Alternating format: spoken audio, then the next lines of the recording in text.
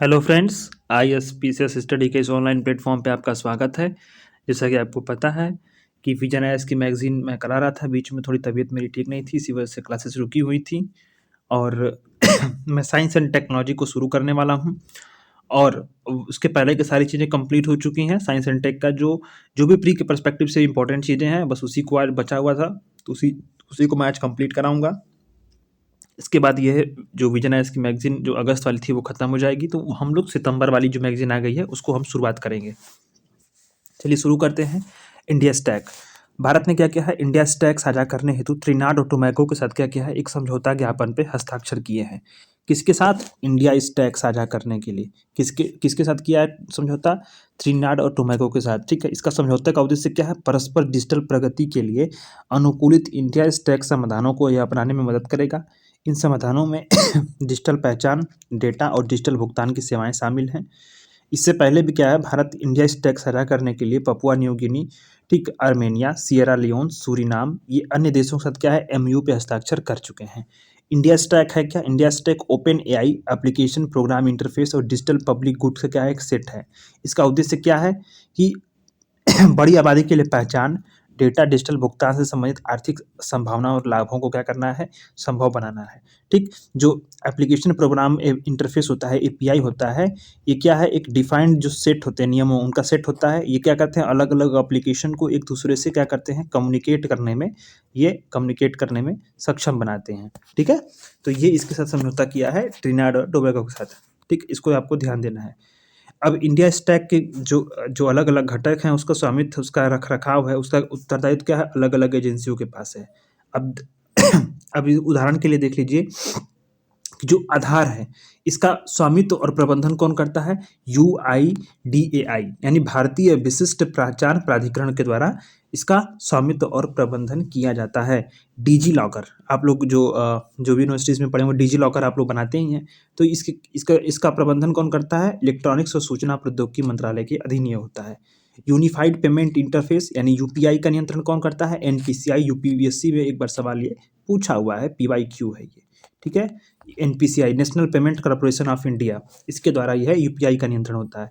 ठीक, account aggregator framework का विनियमन कौन करता है? अकाउंट एग्रीगेटर फ्रेमवर्क का विनियमन RBI करता है, ये भी PYQ है, इसको ध्यान दीजिए, ये भी प्रीवियस ईयर क्वेश्चन है।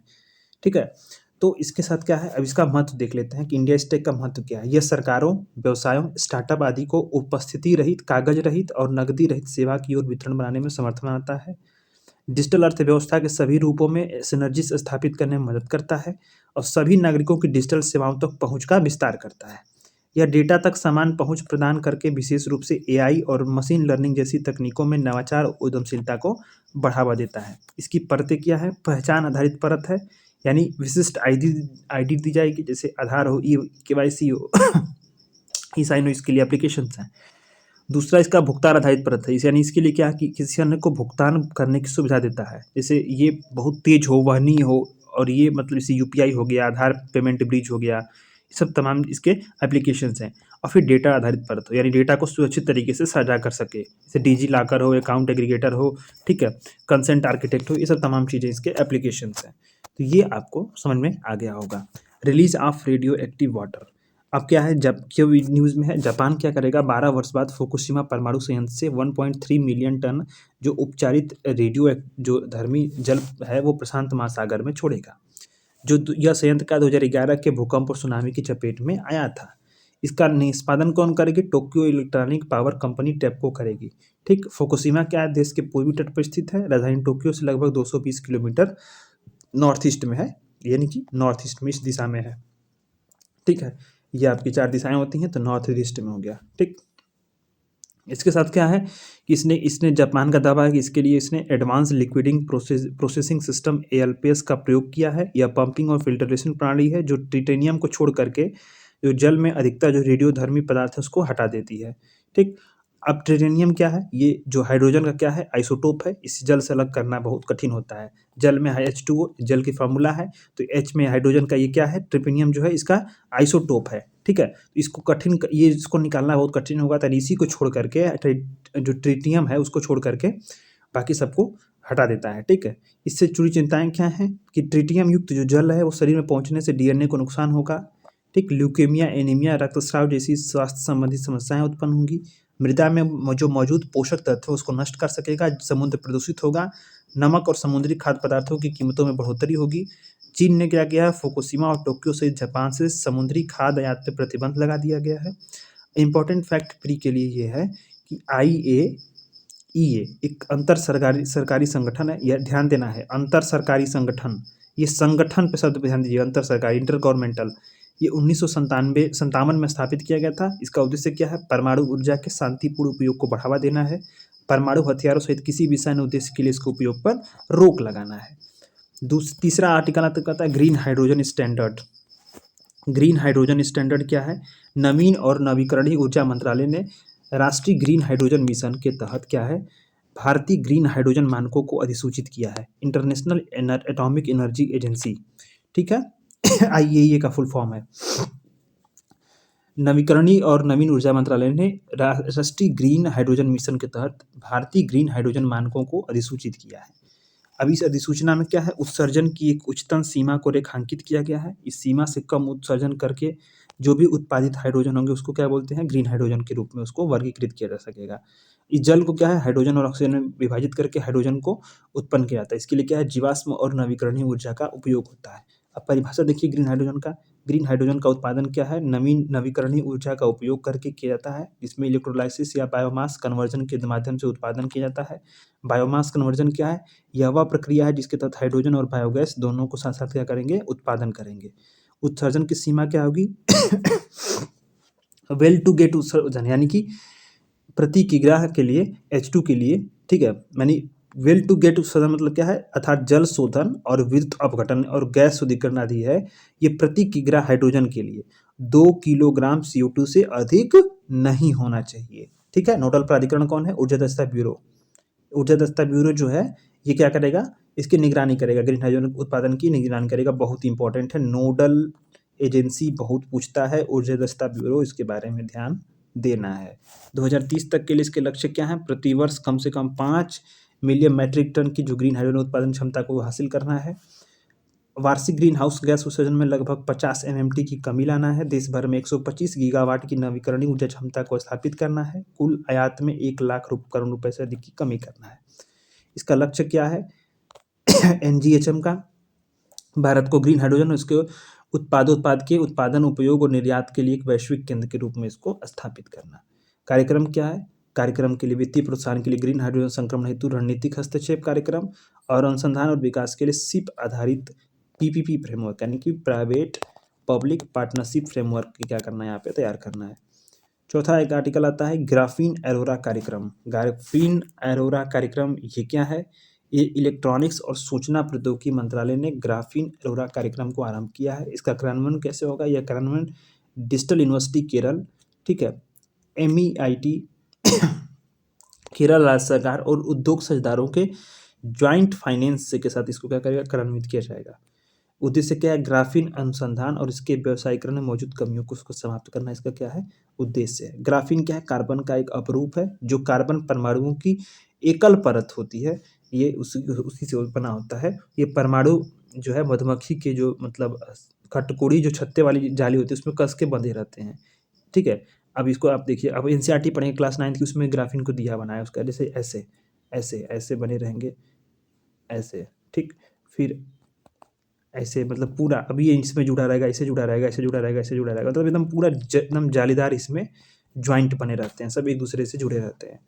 अब इसका गुण क्या है, अधिक पतला होता है, बहुत मजबूत होता है यांत्रिक रूप से, यानी ट्रांसपेरेंट होता है और फ्लेक्सिबल भी होता है। Touch screen, solar light, solar cell, DNA का त्रिम अनुक्रमण डिलीवरी में इसका क्या करते हैं, उपयोग करते हैं। अब आता है पांचवा digital India RISC V microprocessor DIRV programme. Bharat सरकार ने क्या किया है, DIRV प्रोग्राम शुरू किया है। इसका उद्देश्य क्या है, उद्देश्य अगली पीढ़ी के माइक्रो प्रोसेसर के जो निर्माण उसको प्रोत्साहित करना है। इसको प्रतिभा केंद्र और चिप सिस्टम का आपूर्तिकर्ता देश बनाने के लिए स्टार्टअप्स क्या है, ये बहुत सारे जो शिक्षाविद हैं, MNCs हैं, उसमें क्या करेगा, ये जो है साझेदारी को सुनिश्चित करने में मदद करेगा। रिस्क भी क्या है, यह open source instructor set architecture है। इसका उपयोग क्या होगा, एम्बेडेड डिजाइन से लेकर सुपर कंप्यूटर तक अलग अलग उपयोगों के लिए कस्टम प्रोसेसर्स को विकसित करने के लिए इसका उपयोग किया जा रहा है। ठीक है। Finger minute record, finger image record, ठीक है। एफएमआर एफआईआर मॉडलिटी, इसका उपयोग क्या, आर्टिफिशियल इंटेलिजेंस मशीन लर्निंग आधारित उपकरण है। यह फिंगरप्रिंट की वास्तविकता की जांच करने, क्लोन किए जाने के लिए, फिंगरप्रिंट के उपयोग का पता लगाने के लिए, उंगलियों के सूक्ष्म विवरण और उंगली के चित्र दोनों का क्या करता है, संयोजन, दोनों के संयोजन क्या करेगा, उपयोग करेगा। यूआईडीआई ने जो है आधार सक्षम भुगतान प्रणाली में धोखाधड़ी को रोकने के लिए एफएमआर एफआईआर का उपयोग शुरू किया है। एईपीएस धोखाधड़ी क्या है, आधार प्रमाणीकरण के दौरान नकली फिंगरप्रिंट का उपयोग करके की जाती है। ठीक है। लो प्यूजेंट मस्टर्ड यानी कम तीखी गंध वाली सरसों, ये भारतीय जो शोधकर्ता हैं उन्होंने जीनोम एडिटिंग का तकनीक का उपयोग करके पहली कम तीखी गंध वाली सरसों की एक नई किस्म विकसित की है। इसमें इसलिए क्यों की है, क्योंकि ग्लूकोसिनोट की मात्रा जो है यहाँ बिल्कुल कम होती है। अब ग्लूकोसिनोलेट क्या होता है, इस सल्फर और नाइट्रोजन से जो है इसका ज्वाइंट एक कंपाउंड है, इसका समूह है। यह जो सरसों के उत्पादों को विशिष्ट तीखी गंध देता है। यह जो है पौधों को रोगजनक जानवरों और से आदि से भी बचाता है। और इससे क्या है, इससे पशुओं में और घीघा और आंतरिक असमानताओं के कारण बनता है। ठीक। भारतीय सरसों में क्या है, 120 से 130 जो पार्ट्स पर मिलियन जो है इसमें क्या है, ग्लूकोसिनोट होता है। इस किस्म का उत्पादन करके CRISPR और CAS9 तकनीक का उपयोग करके किया गया है। इस किस्म को उच्च उपज वाली भारतीय सरसों की किस्म वरुणा के जीन में एडिटिंग करके बनाया गया है। तो इसमें आपको ध्यान देना क्या चीज़ था कि जो CRISPR जो CS9 तकनीक है, इसका उत्पादन क्या था, इसमें जो इसकी भारतीय सरसों की जो किस्म थी वरुणा, इसके जीन में एडिटिंग करके इसको विकसित किया गया। अब जेनेटिकली मॉडिफाइड ऑर्गेनिज्म के विपरीत क्या है, जीन एडिटिंग में क्या होता है, गुणवत्ता के लिए बहुत सारे अनुवांशिकी सामग्री में संशोधन किया जाता है। अब जेनेटिकली मॉडिफाइड ऑर्गेनिज्म वे होते हैं जिसमें जो अनुवांशिक सामग्री होगी उसके लिए जो ट्रांसजीन यानी बाहरी जो जीन होता है उसका प्रयोग होता है। पर जो ये आपके जेनेटिकली मॉडिफाइड जीन के विपरीत जो जीन एडिटिंग होता है उसमें जो मौजूदा अनुवांशिक सामग्री होती है ना, जिसमें जो चीज़ पड़ी होगी पहले से उसी में थोड़ा बहुत उसमें हेर-फेर किया जाएगा। पर जेनेटिकली मॉडिफाइड ऑर्गेनिज्म जीएमओस में होता ये है कि जो बाहरी जीन का यहाँ पर ला करके उपयोग किया जाता है। ठीक। तो अब जीनोम एडिटिंग फसलों की जो संबंधित जो संस्थान होती है उसको संस्थागत जैव सुरक्षा समिति से IBSC से इसकी मंजूरी लेनी पड़ती है। अब इसमें क्या है, इसमें जैव प्रौद्योगिकी विभाग की ओर से एक नामित व्यक्ति होता है, यानी इंस्टीट्यूशनल बायोसेफ्टी कमेटी की तरफ से इसकी मंजूरी लेनी पड़ती है। अब जीएम फसलों को पर्यावरण, वन और जलवायु परिवर्तन मंत्रालय की आनुवांशिकी इंजीनियरिंग मूल्यांकन समिति से मंजूरी की आवश्यकता होती है। आइंस्टीन क्रॉस एक नया कॉन्सेप्ट है, इसको देख लीजिएगा कि खगोलविदों ने आइंस्टीन क्रॉस के दुर्लभ दृश्य की खोज की है। ये आइंस्टीन क्रॉस क्या है, ग्रेविटेशनल लेंसिंग की विशेष स्थिति होती है। ग्रेविटेशनल लेंसिंग एक परिघटना है जिसमें क्या है, इसके अंतर्गत कि दूर से चमकने वाले जो प्रकाश के उसके स्रोत और प्रेक्षकों के बीच में आने वाले किसी भी पिंड जैसे कि आकाशगंगा या क्वासर के द्वारा गुरुत्वाकर्षण के द्वारा इसको मोड़ दिया जाता है और अपनी तरफ खींचा जाता है। इसकी वजह से क्या होता है, सुदूर आकाशगंगाएं क्या होती हैं, अधिक उज्ज्वल प्रतीत होती हैं। ठीक है। तो ये एक उसमें आप इसमें एक विशेष परिघटना है, इसको ध्यान दे सकते हैं। आइंस्टीन क्रॉस के मामले में क्या है, आगे वाले पिंड के चारों ओर के जो स्पेस टाइम की जो कर्वेचर होती है, एक क्रॉस बिंदु के तहत अपने पीछे आने वाले प्रकाशों को 4 भागों में विभाजित कर देती है। इसी वजह से ये जो है अधिक उज्ज्वल प्रतीत होता है। ठीक। जो आइंस्टीन का जो सामान्य सापेक्षता का सिद्धांत है वो यह बताता है कि कैसे कोई जो विशाल पिंड की जो संरचना है जिसे स्पेस टाइम कहा जाता है उसमें विकृति उत्पन्न करता है। ठीक।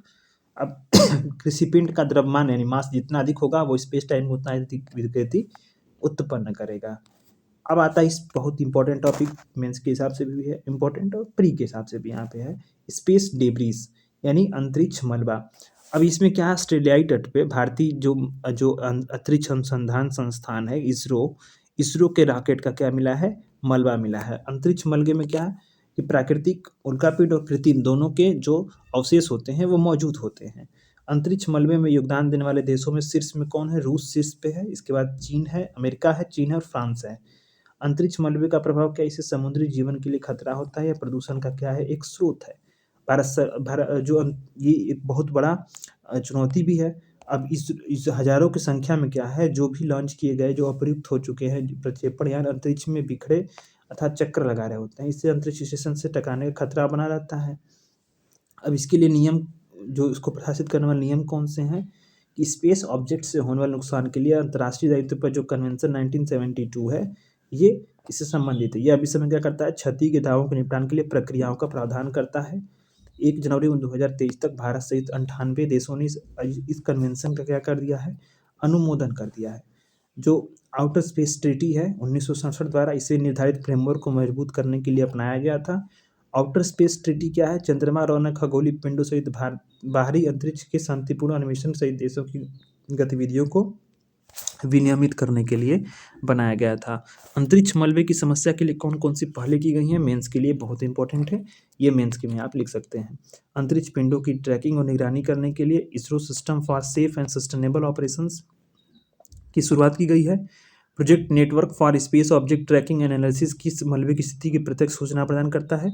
और यूरोपीय अंतरिक्ष एजेंसी ने क्लियर स्पेस 1 मिशन को लॉन्च किया है। ठीक है तो ये आपका स्थिति हो गया। अब आता है अर्थ ऑब्जर्वेशन, एक दूसरा आर्टिकल आता है अर्थ ऑब्जर्वेशन। तो जो 10वां आर्टिकल है वो है अर्थ ऑब्जर्वेशन। इसमें क्या है, इन स्पेस ने भारतीय उपग्रह मिशनों से प्राप्त जो अर्थ ऑब्जर्वेशंस हैं उस पे डेटा पे एक परामर्श पत्र जारी किया है। जो अर्थ ऑब्जर्वेशन से आशय क्या है? भूमि, समुद्र, वायुमंडल की निगरानी के लिए रिमोट सेंसिंग टेक्नोलॉजी के उपयोग से संबंधित है इसका। ठीक है, रिमोट सेंसिंग में क्या होता है? उपग्रह, विमान, ड्रोन, जमीन पर आदि सेंसर आदि इत्यादि शामिल होते हैं। जो पर्यवेक्षण डेटा होता है उसका उपयोग कहाँ होता है? यह पृथ्वी की जलवायु, महासागरीय परिसंचरण, कार्बन ऊर्जा और जलचक्र, एल्बिडो, क्रायोस्फीयर आदि की व्यापक जो है वो समझ प्रदान करता है। यह राष्ट्रीय सुरक्षा के लिए उपयोगी भी है। जैसे कि उल्लेखनीय है कि भू पर्यवेक्षक उपग्रह आते हैं, ठीक, इमेजिनरी इंटेलिजेंस, फोटो सर्वेक्षण, ठीक है, सिंथेटिक एपर्चर रडार और इलेक्ट्रो ऑप्टिकल कार्यों के लिए महत्वपूर्ण होते हैं। भारत के लिए जो भारत द्वारा आरंभ की गई कौन कौन सी पहले हैं? इसरो क्या है? IRS, रिसोर्स, कार्टोसैट, ओशनसैट, रीडसैट क्या है? इतने सारे उपग्रहों की जो है लॉन्च करने क्या किस लिए किया गया? अर्थ ऑब्जर्वेशन के उपग्रहों की श्रृंखला को उसने लॉन्च किया। निजी संस्थाएं क्या है कि जो गैर सरकारी निजी संस्थाएं हैं वो गैलेक्सी आई, पिक्सेल, ध्रुव स्पेस, कैलेडियो इत्यादि ने अपने क्या किया? अर्थ ऑब्जर्वेशन उपग्रह लॉन्च करने की योजना बनाई गई है। यह कई सारी सरकारी विभागों को मूल्यवान जानकारी प्रदान करता है और सूचित नीतिगत निर्णय लेने में मदद करता है।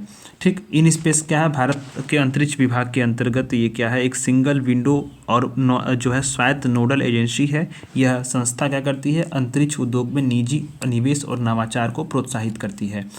अग्निबाण सब ऑर्टिकल टेक्नोलॉजिकल डेमोन्स्ट्रेटर सॉर्टेड, ये क्या है? अग्निकुल कॉस्मॉस एक भारतीय अंतरिक्षी तकनीकी स्टार्टअप है। ये स्टार्टअप है, ये क्या है? अग्निबाण सॉर्टेड नामक एक लॉन्च व्हीकल की उपकक्षीय परीक्षण उड़ान की घोषणा की है।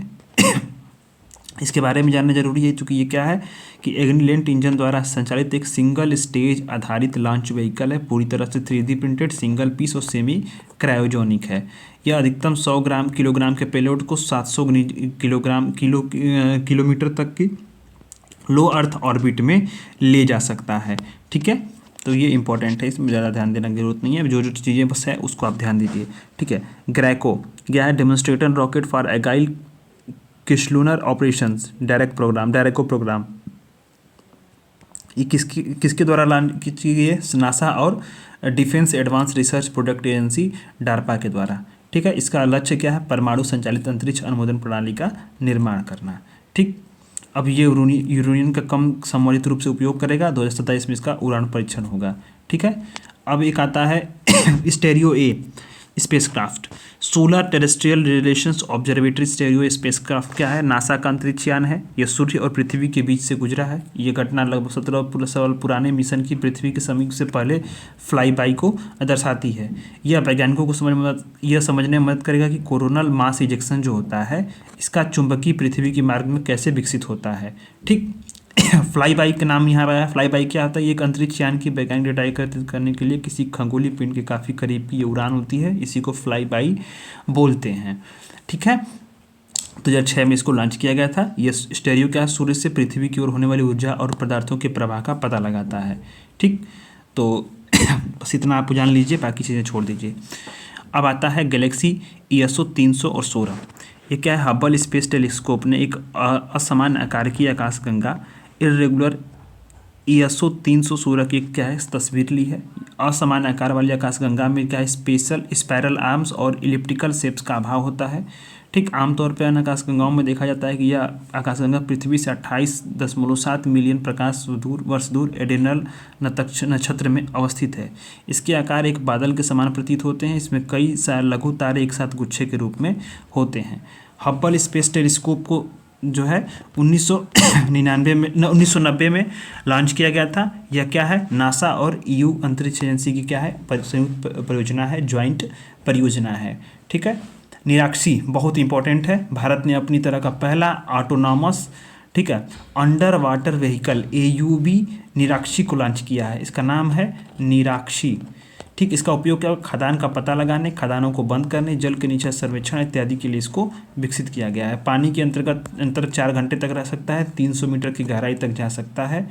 इसे garden rich ship builders and engineers limited और MSME संस्था एरोस्पेस इंजीनियरिंग प्राइवेट लिमिटेड के सहयोग से विकसित किया गया है। आयुष्मान भारत के माइक्रोसाइट प्रोजेक्ट्स, इसमें आप ध्यान देना है कि मिजोरम क्या है? मिजोरम आयुष्मान भारत के माइक्रोसाइट प्रोजेक्ट्स को लॉन्च करने वाला देश का पहला राज्य बन गया है। बहुत इंपॉर्टेंट है, प्री के पर्सपेक्टिव से बहुत इंपॉर्टेंट। माइक्रोसाइट क्या होते हैं? सभी लघु और मध्यम स्तर के क्लिनिक, नर्सिंग होम्स, अस्पताल, लैब्स, फार्मेसी और अन्य स्वास्थ्य सुविधाओं का क्या होता है? क्लस्टर होता है।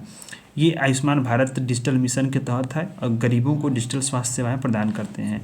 नेशनल जो है स्वास्थ्य प्राधिकरण, नेशनल हेल्थ अथॉरिटी है, इसने क्या इसी वर्ष आयुष्मान भारत डिजिटल मिशन के तहत 100 माइक्रोसाइट प्रोजेक्ट्स की शुरुआत की थी, जिसमें शुरुआत करने वाला सबसे पहला राज्य कौन बना है? मिजोरम बना है। बहुत इंपॉर्टेंट है। इसके सुविधाओं के प्रकार क्या हैं? निजी सुविधाएं जैसे कि स्टैंड अलोन क्लिनिक है, पॉलीक्लिनिक है, चिकित्सा का सभी प्रणालियों से समेत स्वास्थ्य की सुविधाएं हैं और स्वास्थ्य पेशेवर यहाँ पे हैं। इसका कार्यान्वयन कौन करेगा? इसका राज्य निदेशक, मिशन निदेशकों द्वारा इसका कार्यान्वयन किया जाएगा। इसके लिए वित्तीय संसाधन और समग्र मार्गदर्शन नेशनल हेल्थ अथॉरिटी प्रदान करेगा।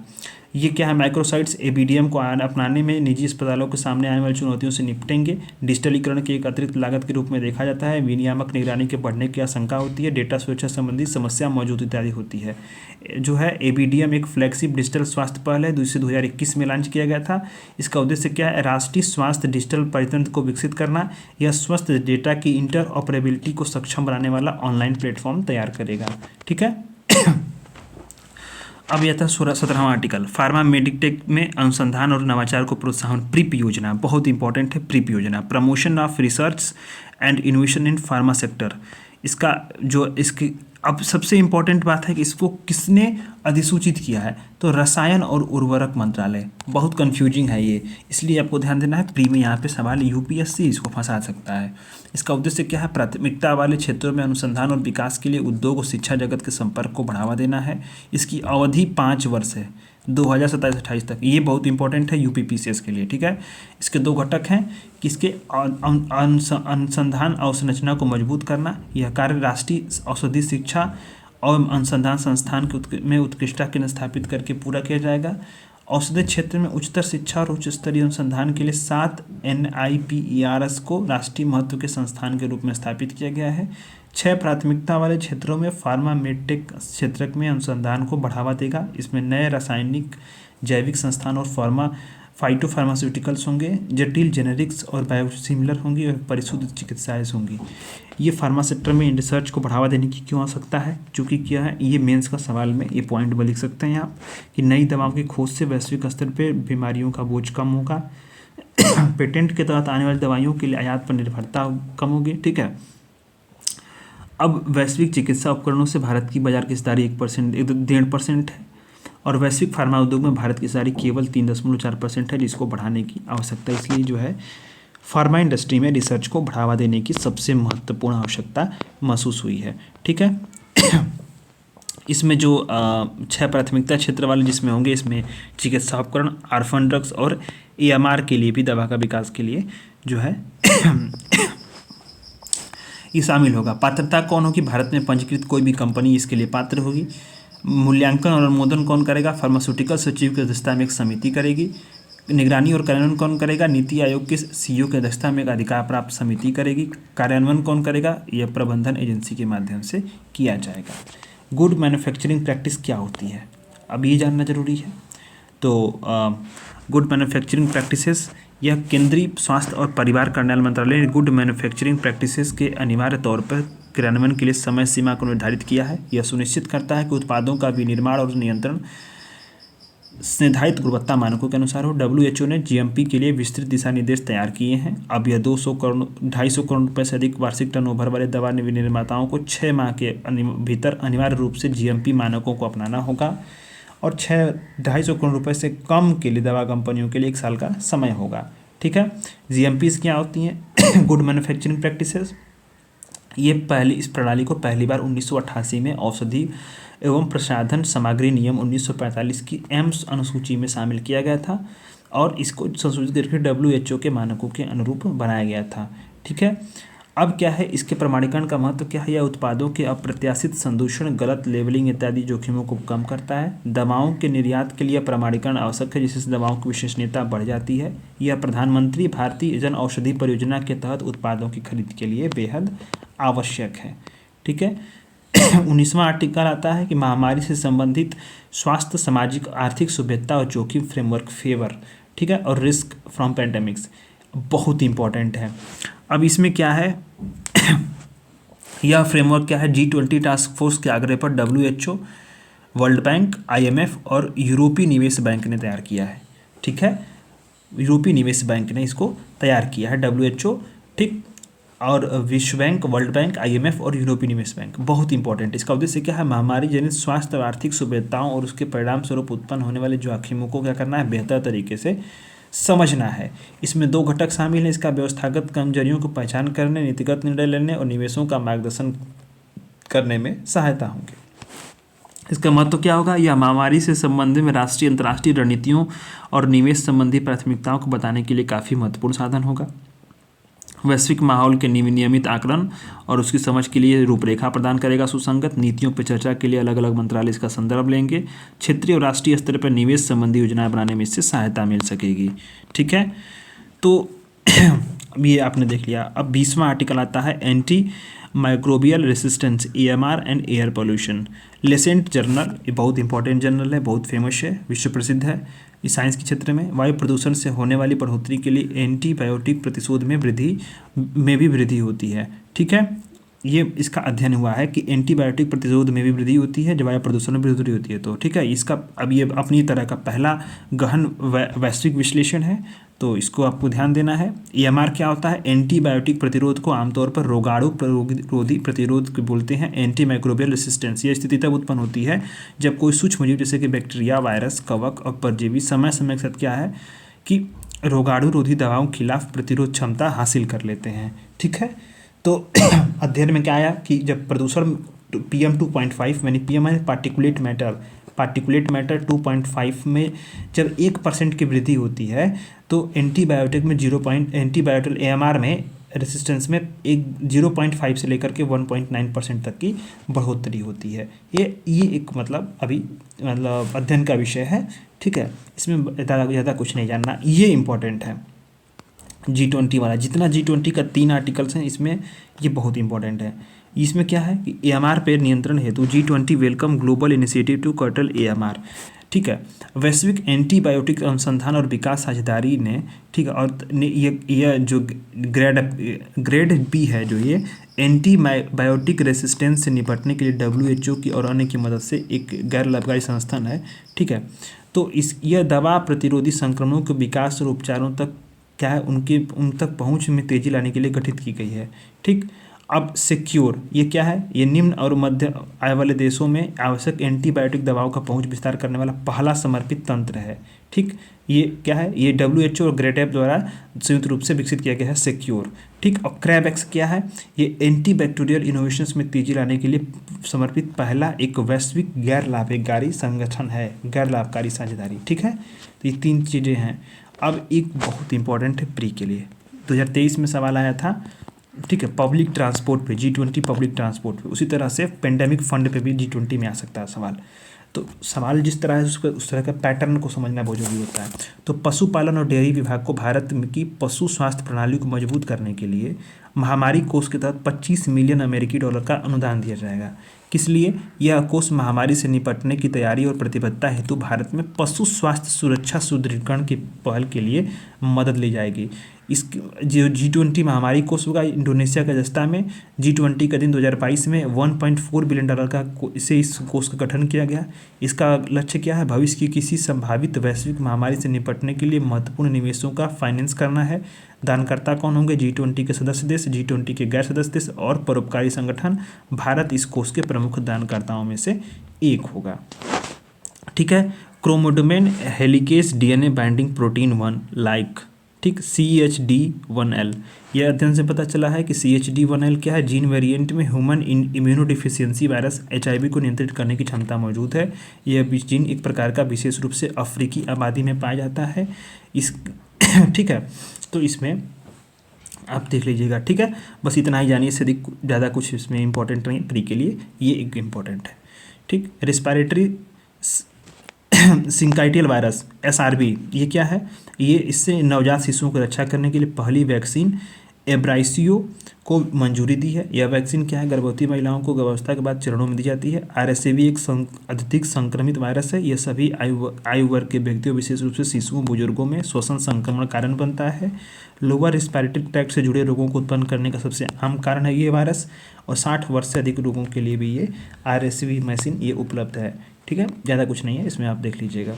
और बचता है अब net energy gain. Net energy gain ये कॉन्सेप्ट है, इसको देखिएगा। Net energy gain, demon curve और शांति स्वरूप भटनागर पुरस्कार। अब हमारा ये आर्टिकल यहाँ पे ख़त्म हो जाएगा सारा। तो नेट एनर्जी गेन क्या है, ये ध्यान देना। अमेरिकी वैज्ञानिकों ने नाभिकीय संलयन अभिक्रिया में दूसरी बार नेट एनर्जी गेन प्राप्त करने में सफलता प्राप्त की है। नेट एनर्जी गेन यानी नाभिकीय संलयन क्या होता है?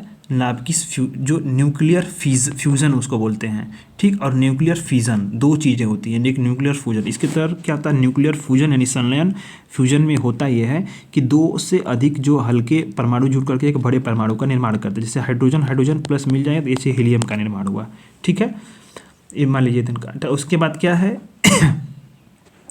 फ्यूजन में इसके क्या, दो बड़ा परमाणु दो अधिक परमाणुओं से अधिक विभाजित होता है। जैसे मान लीजिए एक बड़ा है, ठीक, एक बड़ा परमाणु दो या दो से अधिक चीज़ों में ये विभाजित होगा तो ये फ्यूजन होगा। ये विभाजित होगा और ये दोनों एक जुड़ेंगे। ठीक है, तो ये जो आपका समझ में आता है। ठीक है, तो इसके बाद क्या है? न्यूक्लियर फ्यूजन और फ्यूजन में समझ में आ गया होगा। तो इसमें क्या है? नाभिकीय संलयन प्रक्रिया जो हल्के परमाणु आपस में मिलकर भारी परमाणु का निर्माण करते हैं। बड़ी मात्रा में यहाँ पे क्या होती है? बड़ी मात्रा में ऊर्जा उत्पन्न होती है। अब संलयन अभिक्रिया जो होती है इसकी प्लाज्मा अवस्था में होती है। ठीक है, प्लाज्मा गर्म और आवेशित गैस है जो धनात्मक आयनों को और मुक्ति से बनने वाले इलेक्ट्रॉनों से मिलकर बनी होती है। संलयन अभिक्रिया में दो धनात्मक नाभिक जो एक दूसरे के निकट आते हैं।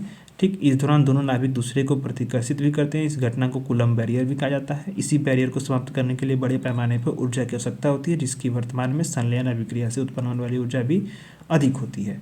ठीक, नाभिकीय संलयन से वाणिज्यिक ऊर्जा उत्पन्न करने के लिए नेट एनर्जी गेन का होना जरूरी है। इसका आशय यह है कि नाभिकीय संलयन अभिक्रिया में जितनी ऊर्जा खपत होती है, शोधकर्ताओं से उससे अधिक ऊर्जा का उत्पादन करना होगा। भारत में संलयन रिएक्टर से एनर्जी प्रदर्शित करने के लिए, नेट एनर्जी गेन प्रदर्शित करने के लिए गठित international thermo nuclear experimental reactor परियोजना का हिस्सा भी है।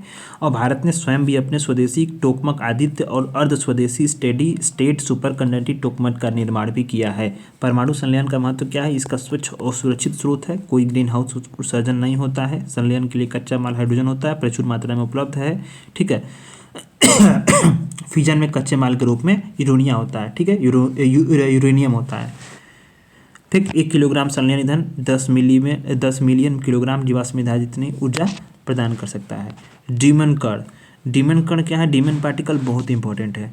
शोधकर्ताओं ने क्या किया? स्ट्रोंटियम जो यूथेनेट धातु है उससे क्या डीमन कण की प्राप्ति का दावा किया है। इसको सबसे पहले वैज्ञानिक डेविड पाइमन्स द्वारा 1956 में प्रस्तुत किया गया था। डेविड पाइंस का मानना था कि जब इलेक्ट्रॉन जब भी अजीब से डेविड पाइंस का मानता था कि जब भी इलेक्ट्रॉन किसी ठोस पदार्थ से गुजरता है तो कुछ वो अजीब सा व्यवहार करता है। ठीक है, इस प्रणाली में ऊर्जा की आपूर्ति जो होती है, पर्याप्त आपूर्ति की जाती है तो इलेक्ट्रॉन प्लाज्मोन्स नामक मिश्रित कणों का निर्माण कर सकते हैं। हालांकि इसके लिए निर्माण के लिए इतनी अधिक ऊर्जा की आवश्यकता होती है कि उस पर कमरे के तापमान पर उसे उत्पादित नहीं किया जा सकता है। पाइंस का डीमन कण क्या है? उपयुक्त का अपवाद है, क्योंकि यह जो है द्रव्यमान रहित होता है, इसमें कोई आवेश नहीं होता, साथ ही प्रकाश के साथ कोई भी जो है रिएक्शन नहीं कर सकता, कोई भी रिएक्शन नहीं करता। इसके लिए निर्माण के लिए कोई अतिरिक्त ऊर्जा की आवश्यकता नहीं होती है। शांति स्वरूप भटनागर पुरस्कार बहुत इंपॉर्टेंट पुरस्कार है 2022 में, इसकी घोषणा नहीं की गई है। 2023 के लिए भी नामांकन रोक दिया गया है। ये क्या करता है? विशिष्ट क्षेत्रों में जो है ये अनुसंधान हेतु प्रदान किए जाते हैं, जैसे जैविक विज्ञान, रासायनिक विज्ञान, पृथ्वी मंडल, महासागर, ग्रही विज्ञान, इंजीनियरिंग, गणितीय विज्ञान, चिकित्सा विज्ञान, भौतिक विज्ञान के लिए। पात्रता कौन होगा? 45 वर्ष तक की आयु का कोई भारतीय जो रिसर्च कार्यों में संलग्न हो या भारत में कार्यरत जो ओसीआई और भारतीय मूल के व्यक्ति हैं। ये इसके शांति स्वरूप जो भटनागर थे वो CSIR के संस्थापक और डायरेक्टर थे। उन्हें 1954 में ही पद्म विभूषण से सम्मानित किया गया था। लूनर कोडेक्स क्या है? लूनर कोडेक्स है 157 देशों के 30,000 कलाकारों, संगीतकारों, फिल्मकारों, फिल्म निर्माताओं के समकालीन कला, कविता, पत्रिका, संगीत, फिल्म, पॉडकास्ट, लघु पुस्तकों का क्या एक संग्रह है। चंद्रमा पर लॉन्च की जाने वाले 4 अलग अलग टाइम कैप्सूलों से बना है। ओरियन कलेक्शन, नोवा, पेरेग्रीन कलेक्शन और पोलारिस कलेक्शन। ठीक है, लूनर कोडेक्स।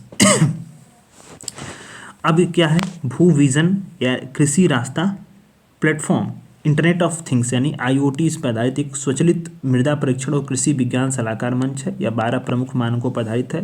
इसकी 12 प्रमुख मानकों पे पीएच की मृदा के परीक्षण कर सकता है, जैसे पीएच मान, विद्युत चालकता इत्यादि पे।